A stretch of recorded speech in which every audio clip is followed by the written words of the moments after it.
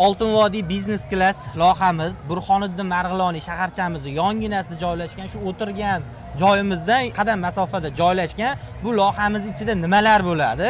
Qisqacha tanishtirib o'tamiz. Bu loyihamiz 10 ta blokdan iborat, 10 va 12 qavatli domlardan iborat bo'ladi. Bu loyihamiz o'zini ichida maktabi, bog'chasi, qishki bolalar o'ynash maydonchasi, ya'ni qish kunida ham bolangiz bemalol o'sha qishki bolalar o'ynash maydonchasida bemalol kadrlarni ko'rsatamiz. Kadrlarni ko'rsatamiz va loyihani o'zini ichida kutubxonasi bo'ladi. Bu shu bolalarimiz bemalol o'sha yerda bilim olishlari mumkin bo'ladi. Va bundan tashqari boya aytib o'tganimdek, Oltin Vodiy biznes klass loyihamizni birinchi qavatida o'sha baland patologli kommersiyalarimiz bo'ladi, noturar binolarimiz, savdo markazlari, supermarketlar, sayl qilish uchun sayrgohlar, bulvarlar va qolaversa Hoji Akbar aka viloyatimizda sport rivojlanyapti. Mana o'tgan yili mana Neftchi respublika bo'yicha chempion bo'ldi.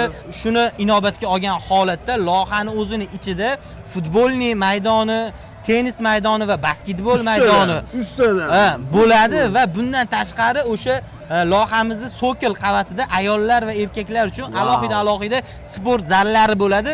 Shu loyihada yashayotganlar uchun bepul foydalanish mumkin bo'ladi. Umuman pul olinmaydi. Shunaqa. Demak, bitta loyihada 4 ta sport yo'nalishi bo'lyapti. Futbol, tennis, basketbol va trenajyor zal ham bo'ladi. Ayollar alohida, erkaklar alohida. Bunaqa imkoniyat menimcha boshqa loyihalarda ko'rmagan bo'lsangiz kerak, gap bo'lishi mumkin emas.